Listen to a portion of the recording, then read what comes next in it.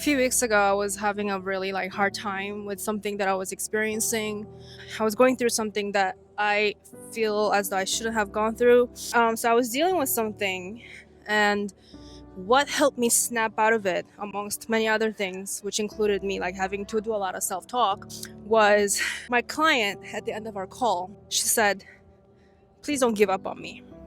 And in that moment, something happened. It was almost like those words were like God speaking to me through this vessel of this client. It just washed something out of my system. And in that moment, I snapped out of what it felt like was depressive episode.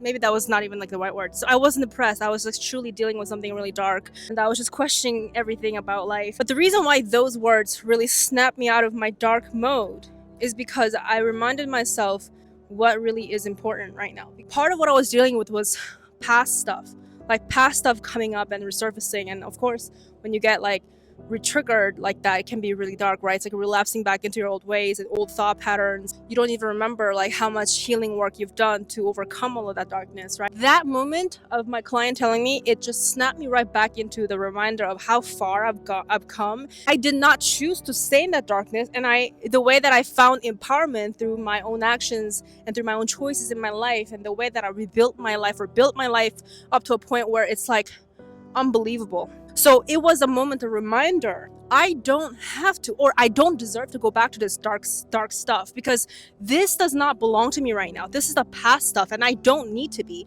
and I don't deserve to be dealing with this just because it's coming up.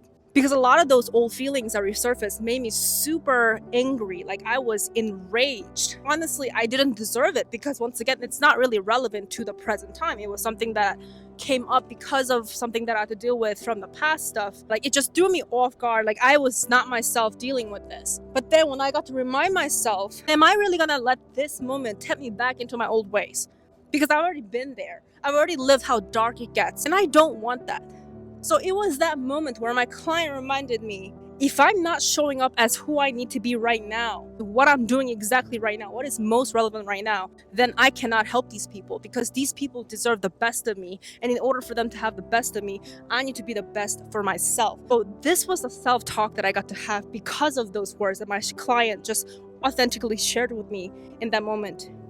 Your life is not just a life of your own. When you're not living authentically to yourself, or when you're not living up to your full power and potential, you are also possibly sabotaging the potential relationships, or you're sabotaging your potential possibilities where you can make a positive impact on other people as well, because there are people who need you to show up as who you need to be.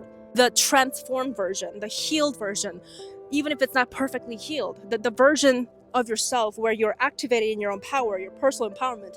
There are people who need you to show up like that. And so if you don't hold on to that awareness where you deserve to tap into that power within, then you are doing yourself injustice, but you're also doing your other people that you could help injustice. And that is how you also betray the divine plan, because believe it or not, you're here to serve a purpose.